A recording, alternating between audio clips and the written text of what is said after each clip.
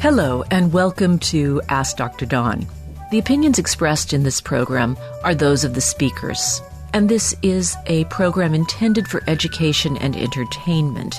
It should not be construed as a substitute for a medical consultation. Well, it's October 30th, and we have a tradition here at Ask Dr. Dawn. We spend most of Halloween talking about scary stories. At least I have a few scary stories. I also have some hopeful and optimistic ones about a scary disease. So let's start with the traditional evil laugh. Now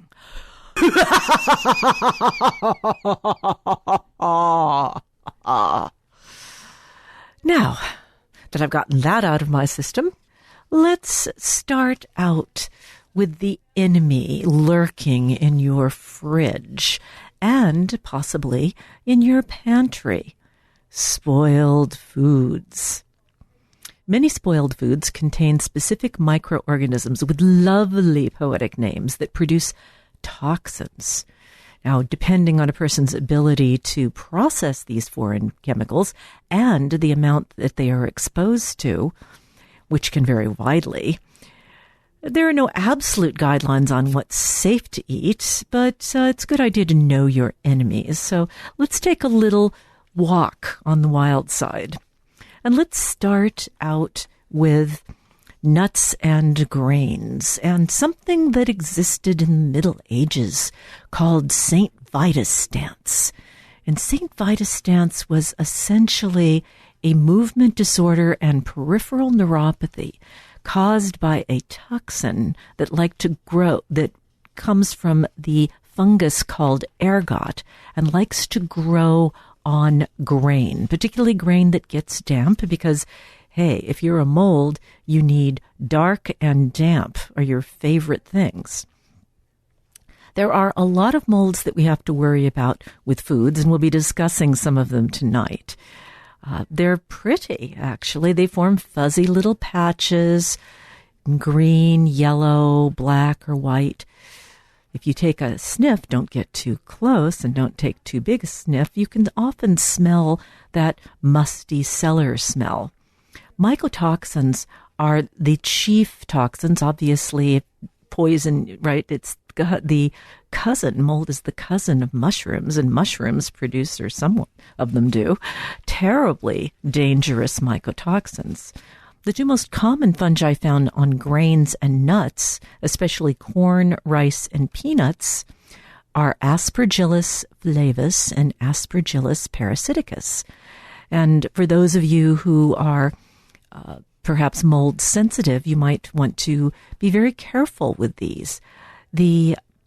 Particularly peanuts. Peanuts produce mycotoxins or mold growing on peanuts, I should say, produces mycotoxins called aflatoxins. And these form molecules which are called epoxides. Epoxides are very nasty. They can trigger mutations as they bind to DNA. Repeated exposures to aflatoxins, perhaps from moldy peanuts bought from a machine in a rainy winter, could damage the liver, and repeated exposures have been linked to liver cancer. This is especially bad for people who are already at risk, such as those who have had hepatitis B or hepatitis C, and those who drink.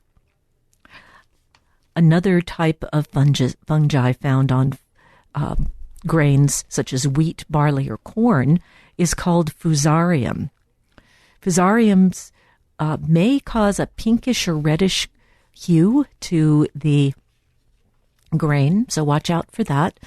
Fusarium fungi produce mycotoxins called trichothecenes, which damage cells and irritate the digestive tract. They also make another toxin, because why stop at that, called fumonisins B1.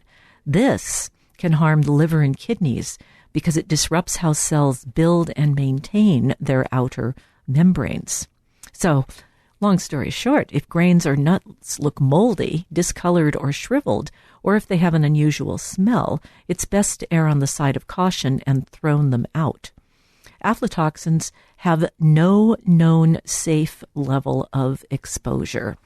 So I actually have made it a point to avoid peanuts for quite some time if you are going to be purchasing peanuts. You really should check them over carefully before turning them into peanut butter. Moisture in the bins at health food stores can actually allow for the production of aflatoxin, or they have been reported.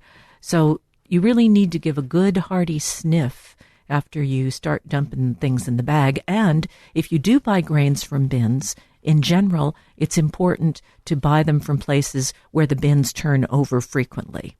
It's no guarantee, because there's a transport, and depending upon how they're transported, where they're stored, and whether there was a leaky pipe somewhere, you can still get mold. So careful examination where possible, particularly for peanuts, strongly recommended.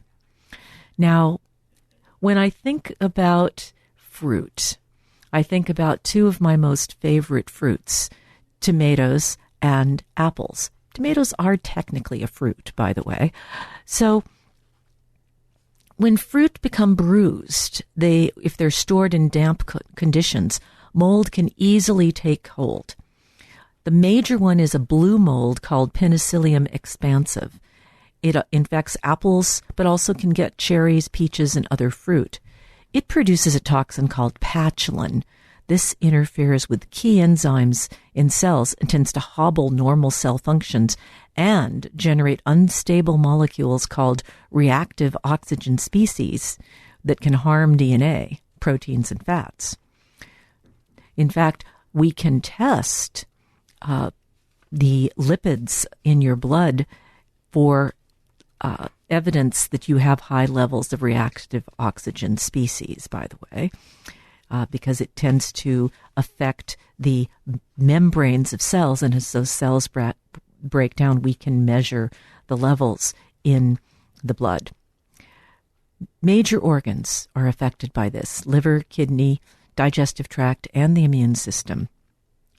There are two other Penicillium species, digitum and italicum. Those are frequent flyers on oranges, lemons, and citrus fruits. Boy, do I encounter those. I'm always buying bags of oranges and then not eating all of them. They taste awful, and they're easy to spot. So you're not going to want to eat that fruit anyway. It's tempting to just cut off the moldy parts and maybe eat the rest. However, the molds that you're seeing on the surface have deep tap-like root structures called hyphae that penetrate deeply into the food.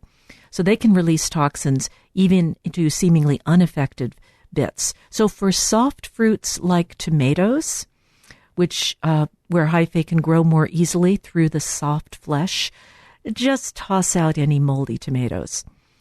For hard fruits like apples or pears, I generally recommend cutting off the half that has the mold on it. You're probably not going to get a significant dose, but of course it's safer, and particularly for elderly and children whose detoxification systems are not as well developed, just throw it out and go buy some more fruit. Now, you get a little touchy on the subject of cheese, and we differentiate when we're talking about toxins in cheese, because cheese actually are really the product of controlled beneficial microbial growth. Mold is a crucial component in many of the cheeses, you know. Blue cheeses like Roquefort and Stilton get their flavors from a fungus called Penicillium roqueforti.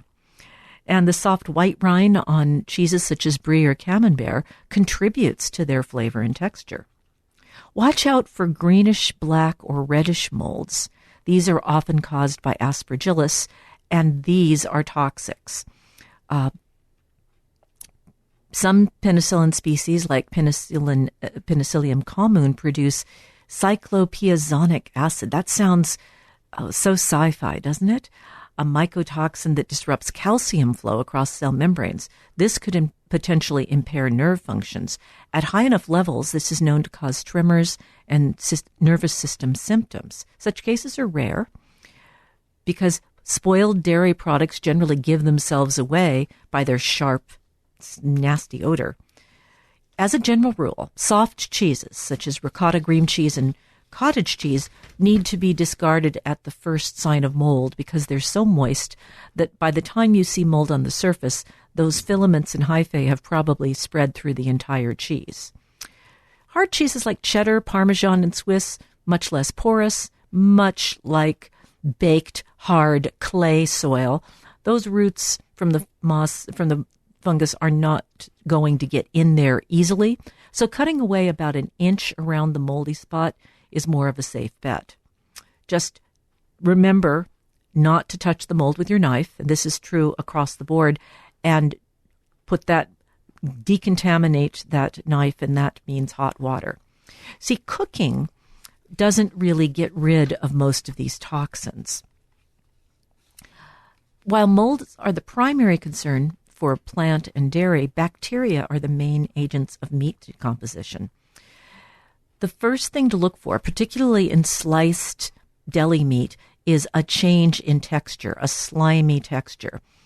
If you see any kind of greenish or brownish discoloration, that's that, or a sour or putrid odor. But some harmful bacteria don't produce any changes to smell, appearance, or texture.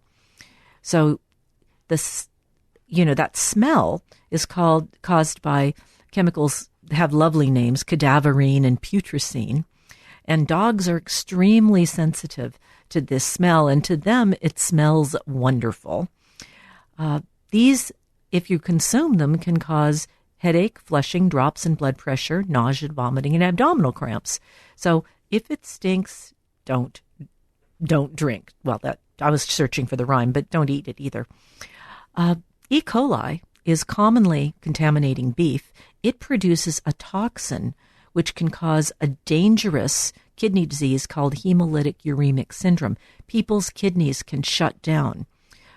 Some of the long-term residents here will remember a E. coli, I think it was omega 157, which got into the fresh, unpasteurized apple juice. How did it get into apple juice? Well, the answer is it got in from runoff from cow pastures.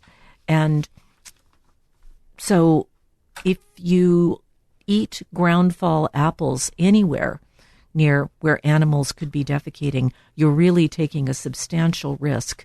And it's extremely important to watch out for those apples and clean them well. Back to the meat. Poultry often carries the bacterium Campylobacter, which produces a toxin that invades gastrointestinal cells, leading to diarrhea, abdominal cramps, and fever. It is a very, very nasty toxin, and is the elderly, because they are so vulnerable to dehydration, are particularly sensitive to it. So undercooked chicken, chicken that has sat out on the counter before cooking, this is a real problem. Salmonella is often found in chicken. In fact, if chicken is of the mass-produced variety, the way that it is cleaned, you sort of need to proceed on the assumption that it contains salmonella. This releases a toxin which is heat stable, so you can't get rid of it by cooking, and it causes diarrhea, nausea, and abdominal cramps. These toxins get into the lining of the gut and drive extensive inflammation, leading to leaky gut, and that can be a semi-permanent condition. There's also Clostridium perfringens, another fecal organism that makes its way into meat, and Clostridium botulism, of course, which we primarily see in improperly stored or canned meats. And most people know about botulism. It's one of the most biologically lethal poisons up there with not quite so bad as cyanide, but definitely very, very serious biological toxin. Meat always has some bacteria, but the longer it sits in your refrigerator or on your counter, the more those bacteria multiply. And as I've said, you can't cook the yuck on those toxins away. Or at least you can't rely on it. So, wow. That is our first Halloween story. Oh, looks like we have a caller coming in. Hello, you're on the air. Tell me your name and where you're calling from. My name is John. I'm from Santa Cruz. Hello, John from Santa Cruz. What can I do for you this evening? Well, a couple different things. I forget the name of the retail like candy distributor, except they were in like Valley Fair, and they would have quote yogurt covered peanuts. Mm-hmm. And what I found was that the peanuts were rancid. Right. You could taste it. Well, the mold could grow under the yogurt coating too, because it's a dark, moist space. Yeah. And then that to another topic, you were saying botulism. Isn't Botox a derivative of botulism? Well, all of the neurotoxin anti-wrinkle treatments that are given by injection, and they not just anti-wrinkle, that's the primary use, but they're also used in people with hyperhidrosis where they sweat excessively, or they're used for migraines, they're used for lazy eye, strabismus. So there are many other uses, more, legitimately medical. But in terms of the marketplace, the first one, Botox, was developed for a clinical cause. They all contain essentially the same exact toxin, which is botulinum A, but they have a different salt, cogener, they're called. So think about magnesium. You can get magnesium oxide, you can get magnesium citrate, you can get magnesium glycine, etc. But it's all magnesium, and that's pretty much how that wide range of Botox products are, and they're all pretty much the same. So yes, you're right. The amount of Botox, if you bought it in the little 100-unit vials and wanted to poison somebody, you could probably hire a professional assassin for cheaper, because it's going to cost you many thousands of dollars to buy that much toxin to kill somebody with. There have been a few murder mysteries where that's been done, and if you are if you work for a clinical laboratory and cook the books, you might be able to order enough industrial Botox, because it is sold for laboratory experiments and such. So I don't know what the market price for that is, but it's considerably cheaper than the human grade, rather like veterinary medicine. Okay. I have one final question. I'm 75, and in the past few years, I've developed a propensity for, I'd say, paper-thin skin on my forearm, on my body, such that I scratch it and it just bleeds, and then after a period of time, it doesn't bleed anymore. Is that a nutritional problem, or is it just getting old? Is it primarily areas that have been fairly heavily sun exposed, like the forearms and back of your hands? Oh, yeah. I surfed many, many years, and that was always exposed. And so I'm sure your nice little white butt the skin is much better. Oh, yeah. So, and you would have a hard time making that skin bleed. So over time, with particularly UV radiation, both your collagen and your elastin, which is I'm sure you've had underwear that just got all stretched out. Well, that literally happens to your skin, and because it doesn't have that stretchy spring holding it in place, it is very vulnerable to shear forces. So rubbing or just brushing against the edge of something is enough to catch the skin and tear the blood vessels that are supposed to be protected by the elastic, but now they're the thing that takes the shear force or the vector. They absorb the vector and they break. They're not built for that. and a lot of people will get these purple blood pools under their skin. There is not much you can do for that, except I have had some success cosmetically with topical vitamin K. And there is a fairly pricey product called Dermal K that you can rub on your forearms, and after about, several months, you may notice some improvement. My recommendation, however, is you can buy these sleeves that are flesh-colored that are kind of like opera-length gloves, the sort of mid-20th century Holly Golightly glove that goes to the elbow. And those are perfect, and they make them in all sorts of groovy colors, and you can also buy just colorless ones. And if you want to commit the cardinal sin of buying from Shein, you can, which is one of the Chinese fast fashion houses, you can buy them. You can also get them on Amazon if you just ask for gardening gauntlets. They'll usually show up. They're a soft lycra kind of smooth thing. So they lubricate and protect the skin from being stretched by your activities, and they're quite effective. And the flesh-colored ones, I bought a pair, and right up on top of you, someone's going to see that you're wearing them, but it's much less noticeable than the big purple blotches. So if you're doing stuff, house cleaning, carpentry, things where you're likely gardening, especially, not a bad idea to wear those. Yeah. Okay. Well, I guess it's more than just getting old. It's that I didn't figure I was going to live this long, so I didn't have to worry about sun. Oh, you were of the live fast, die young, make a beautiful corpse, but then oops, you didn't die. Well. Yeah. But I'm long past that. So. Yes. But anyway, I hear the chickens coming home to cluck. Yes. I remember baking for hours in the sun down at the beach. Well, look back on those happy times and realize that it wasn't free. Payments come due. Yes.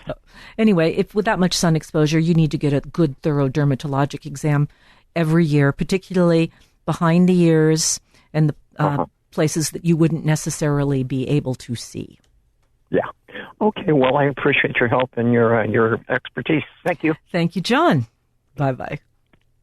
Well, I think we'll do an email before we go to our next scary sources.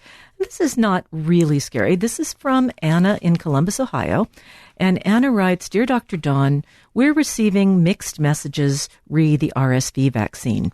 And I guess, just parenthetically speaking, Anna, vaccines are kind of a scary topic. They shouldn't be, but they've become such. Continuing with Anne's letter, I'm 74, my husband is 76. We're both in fairly good health and travel frequently. My husband has had 3 instances of AFib resolved by cardioversion. I regularly see an ophthalmologist for glaucoma and dry macular degeneration, but my vision is stable. We brought home a virus from a June Iceland-Norway trip. I'm betting that was a cruise. Started out with headache and a deep cough and took about a month to clear up. I ended up taking an antibiotic for bronchitis. It was not COVID. We tested, but we did not test for flu or RSV.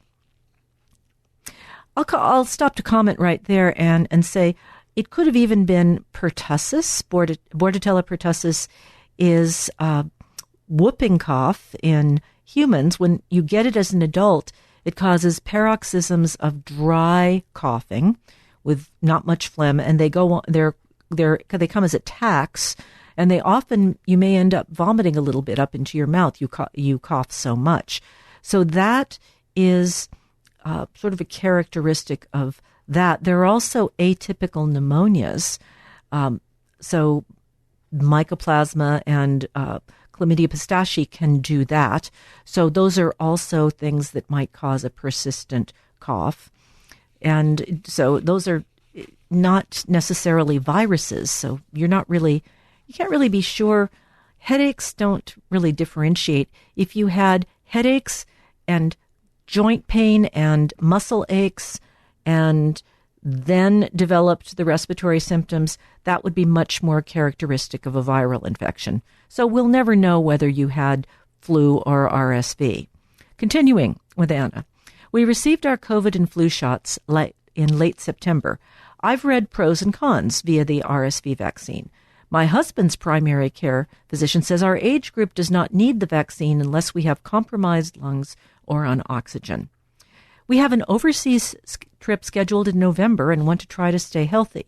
What are your RSV recommendations? Well, the first thing is I disagree, and so does the United States Preventative Services Task Force about that. Actually, it recommends that adults 68 years or older receive a single dose of RSV no matter what.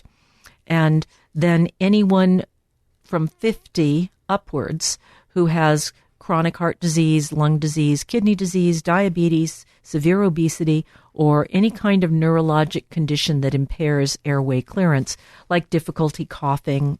A lot of people with Parkinson's can't cough very well. RSV is a very safe vaccine. I don't think there are any reasons to be concerned about it. And I would strongly recommend that you both get it. It's important to go into an overseas trip as thoroughly vaccinated. You're spending a lot of good money to get there, and you're also, of course, throwing some carbon into the atmosphere. You might as well enjoy yourself and have it be worthwhile. I want to talk just briefly about the consumer at-home test kits, because you mentioned that you had tested, and I thought, well, I'm going to look and see about rapid antigen tests for RSV. And there is one that purports to do that, but it isn't FDA approved. What is FDA approved is a test called the Pixel, and it's a LabCorp. It's Pixel by LabCorp. It has COVID-19, flu, and RSV, and it's a home collection kit that you mail in, and you get a fairly rapid turnaround time. Within a couple of days, you'll know whether you have any of those three things. And of course, if you're positive for COVID, you're going to have one set of behaviors. If it isn't, there are good rapid tests for flu and COVID. I like the iHealth test because it gives you both flu A and B, and these are over the counter. You can also get the Pixel over the counter at most Walgreens, and the website where I found this also helpfully suggested that if you're sick, you should just use DoorDash and have them go to Walgreens and buy the stuff for you. I did not fact check our local Walgreens, but the fact that there is testing available, I think, is an important bit of follow-up that everybody should think about doing. And if you want to, you can pick up the kit from Walgreens and just sit on it. I looked for RSV point-of-care testing and saw that it's available to medical practitioners. It's going to cost me wholesale about $10 a test. And so I'll probably buy some and keep them around the office for my patients. But I think most urgent cares probably have the ability to test for RSV now. We're doing scary stories this day before Halloween. And my next story is titled, What Happens When Private Equity Takes Over Hospitals? Now, this is from an article published in Democracy Now!, so it's very long and goes into exhaustive detail about all of the nefarious machinations that happen when you let healthcare facilities, particularly if it's the only game in town, be purchased. We're going to talk about some of the financial scams and shell games that these private equity companies do. We're going to talk about two major hospital chains that have gone bankrupt in the last 2 years. The first one in March of 2024 was Steward Healthcare. It owned 31 hospitals across the country. At the start of this year, Prospect, which owned 16 hospitals when it declared bankruptcy but had fire sailed off quite a bit more. We'll get to that later. The financial conditions of these hospitals has wreaked havoc on the ability of the low-income communities, and where both hospitals tended to operate, to deliver care even before the bankruptcies. In the Boston Globe, one of Steward's patients wrote, "They died in hallways, in lines, alone." Multiple congressional committees and think tanks have held hearings and released reports, and written letters and more reports. I'll jump to the conclusion. Healthcare facilities need to be treated like a public utility, and the laws for public utilities should probably be tightened up a bit as well, but at the minimum, you shouldn't be able to opt out of providing services to a community after you have acquired that responsibility. You buy a utility company, you're now a public utility. Both Steward and Prospect were owned by private equity firms that delivered hefty profits for their investors. Over the decade they owned the hospitals, Stewart's owner, Cerberus, Cerberus, the three-headed dog that guards the gates of Hades. Now, that's a nice name for a friendly health corporation, isn't it? They earned over $700 million for their investors. Prospect's owners got $424 million for their investors. And all the board and committee meetings that you can look at center around profits, cost-cutting, acquisition, managing labor expenses, and increasing patient volumes, with little or no discussions of patient outcome or quality of care. For Steward, a just-published study by the Brookings Institutions cites 650 documented incidents of deficient care, in some cases leading to death, in that company before its collapse.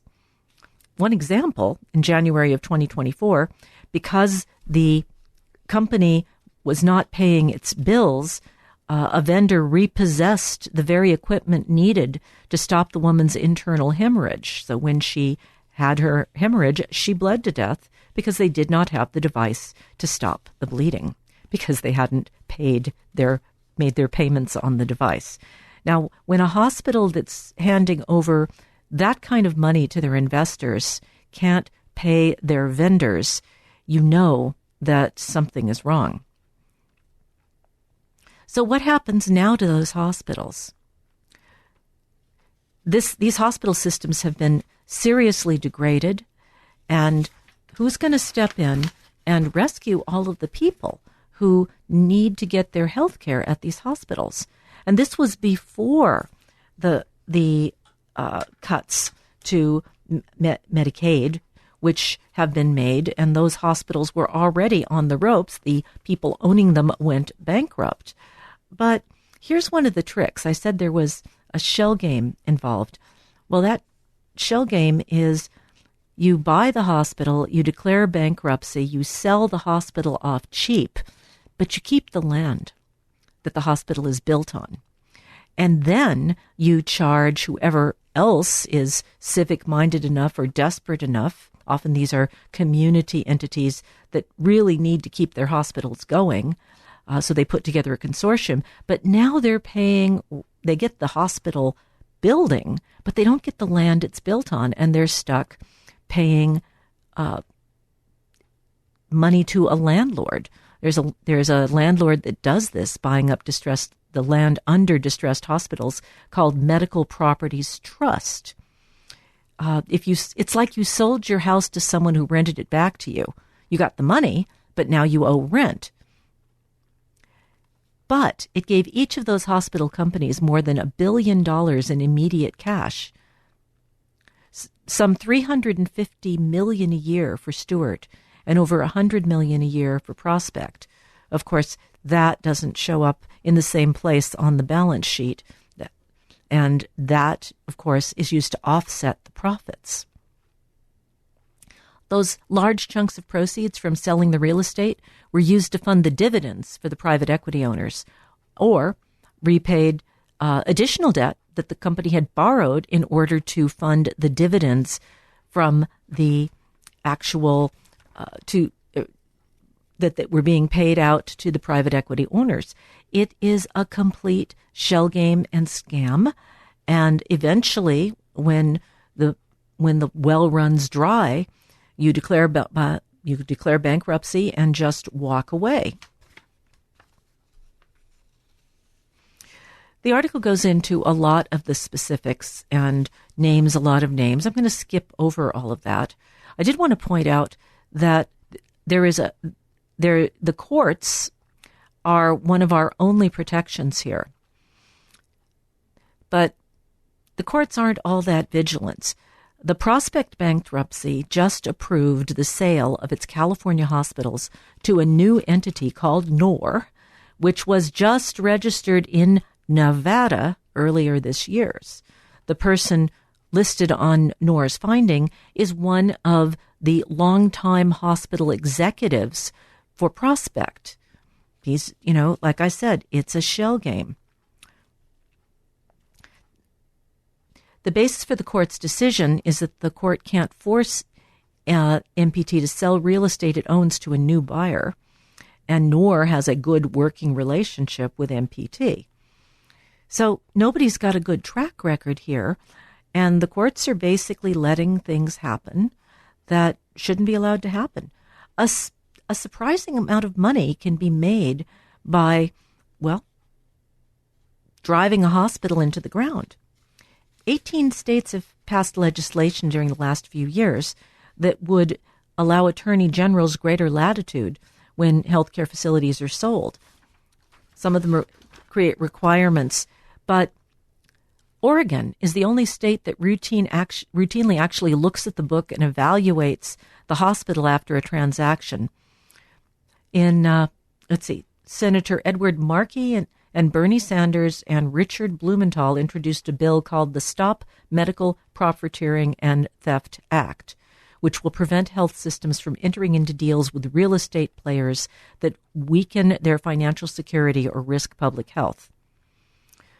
No one is standing up to this at the time, and the hospital infrastructure of the country is deeply, deeply threatening.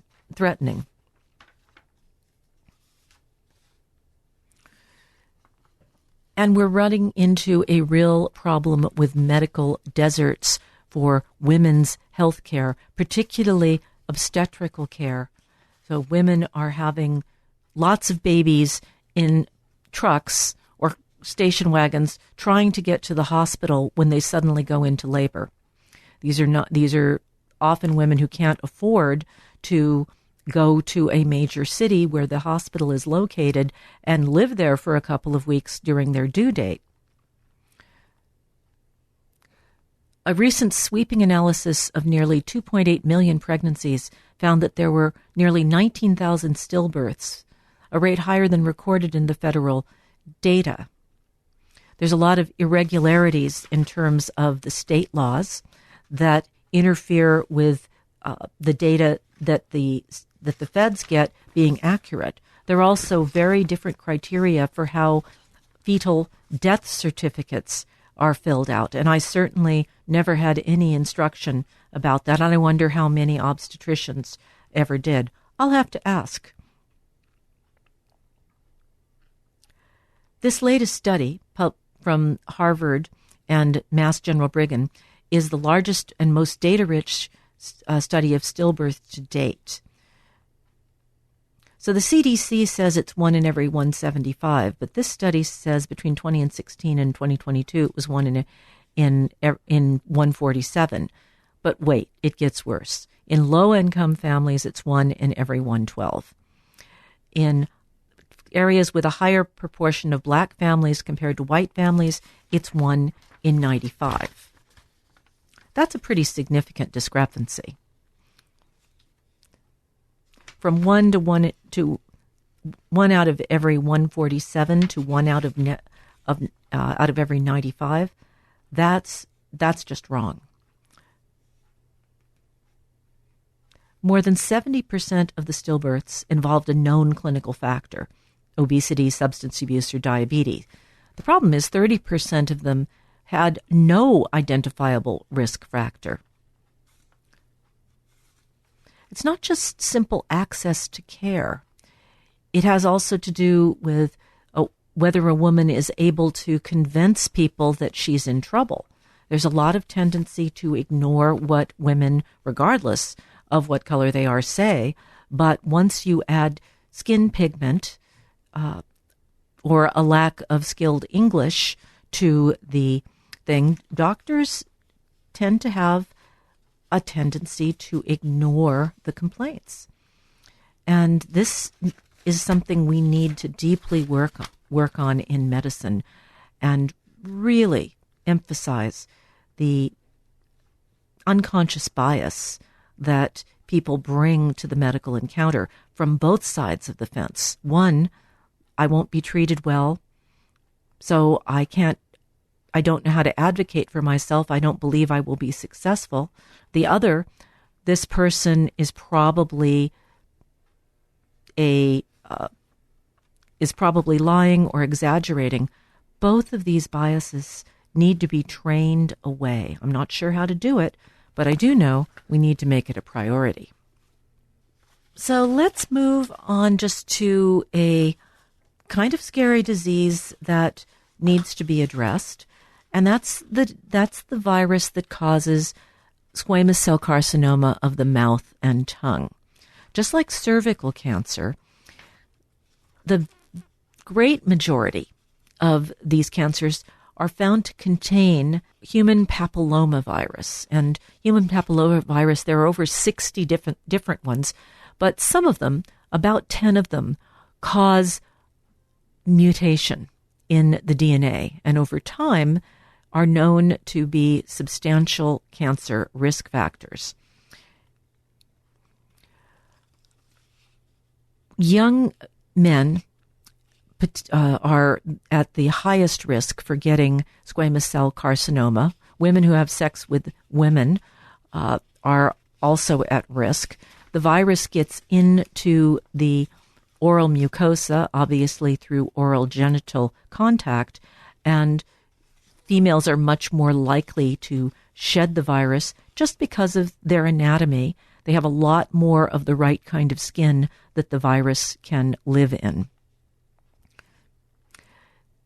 While the major risk factors for squamous cell carcinoma of the mouth are tobacco and alcohol, the use of smokeless tobacco, what I used to call chewing tobacco, in young men, particularly in certain parts of the country, is fairly widespread.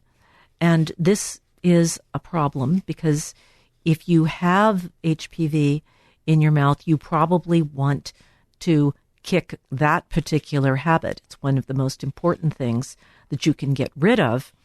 Also, hard spirits straight would be another one to rethink.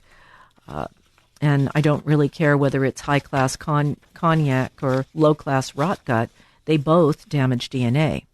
There's now a test that you can purchase that's a saliva test. It's reasonably sensitive, and you can order the test and do it yourself. I believe it's available commercially, or you can get your doctor to order it for you. If the person tests positive, they need to be retested once, and if they persistently have that and they're not clearing the virus, then it's really important that they reduce their risk factors. This is a newly available test. So for those of you who use smokeless tobacco, why, by the way, are we seeing it so much more in young men? Well, quite honestly, for the last 30 years, sexual practices have shifted considerably from what typical sexual practices were in the 1950s. And that has opened up a new channel for its spread of this dangerous virus from the genitals to the mouth. Simple as that. We'll move on to what may probably be our last story for the evening, but it is hopeful. Okay? A clever genetic technique may treat a horrible brain condition called Huntington's disease. It's probably the nastiest inherited illness around. The symptoms are awful: spasms, involuntary jerking, difficulty swallowing, loss of concentration, depression, mood swings, irritability, personality changes, and then you die. This new treatment was announced in late September using a type of genetic material called a microRNA that halts the manufacture of the protein responsible for causing this. So Huntington's is the result of a strange mutation, kind of a genetic stutter. There are 3 letters of the genetic code, CAG, that are repeated over and over again in the DNA that encodes a protein called Huntington. This is there in everybody. Now, unlike most genetic disorders, for which a faulty gene must be inherited from both parents for someone to be affected, like cystic fibrosis, for example, Huntington's requires, or sickle cell, Huntington's requires only one parent to have it for it to be passed on. And it doesn't show up until middle age, because the protein that is produced takes a long time to accumulate and kill the brain cells. Everyone has some of these CAG repeats in their Huntington genes, but when there are too many of them, you get into trouble. Something goes wrong with the resulting protein, and it accumulates in the cells and wrecks them, and these cells are in the brain, but it happens very slowly. And like I said, it appears in middle age. If the number of genetic repeats a person is born with exceeds 36, the repeat chain may lengthen over the course of life until the resulting protein becomes toxic. If it contains 40 or more repeats, they will definitely accumulate to high levels of the toxic protein. And what's going on there? Well, the toxic protein has a different shape. And because it has a different shape, it can't be removed from the cells. It doesn't fit into the garbage disposal, the lysosome. The exact mechanism, so exactly how it kills the cells, not clear, but, if you're waiting through lots of garbage, a whole bunch of normal functions are going to be suppressed, and the disease continues. The researchers at Unicure announced that they have done this. They have blocked the protein. They used a microRNA molecule that they called AMT-130. It's generated by a virus that's inserted into the brains of the Huntington's patients. So they're actually putting this into the brains. They use an MRI-guided stereotactic delivery. In other words, they hold the person's head in a brace, and then they make a small incision and go exactly into the right spot, which is in a deeply buried structure in the midbrain called the striatum. And they also hit the caudate and the putamen. So once they've gotten there, the viral genes turn out this AMT-130. This is like, a RNA vaccine, but in this case, it's a microRNA, a very short RNA. And because it's in a virus and the virus is otherwise not toxic, it continues to be made. Now, why does this work? Well, because the microRNA is the exact mirror image of the RNA for the evil protein. And so because of that, it gloms onto it. And that protein, that RNA will not fit in a ribosome. It cannot run through like a ticker tape and a protein gets spit out. No, what happens is that virus that RNA is a double-stranded RNA, which is no bueno, and the cells will immediately go after it and break down any of these double-stranded RNA structures. So you've gotten rid of the thing that's being overproduced. It's quickly recognized as alien and destroyed. And the trial that was done included 29 people. It's been going for 3 years. And this is the big news, folks. There's been a 75% slowing of disease progression, according to one widely used measure of Huntington's, and a 60% slowing of progression by another.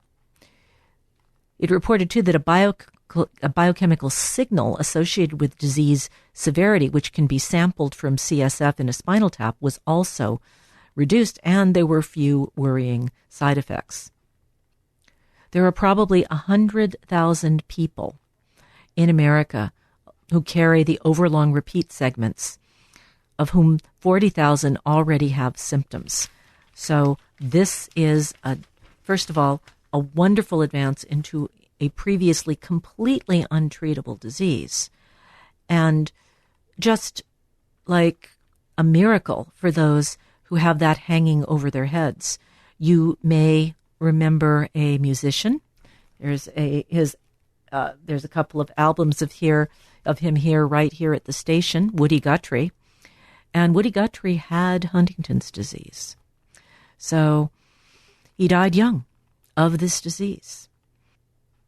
I think that this is a pretty good place to end the program on a positive note. I hope that you've enjoyed the scary stories, and I'll be back next week.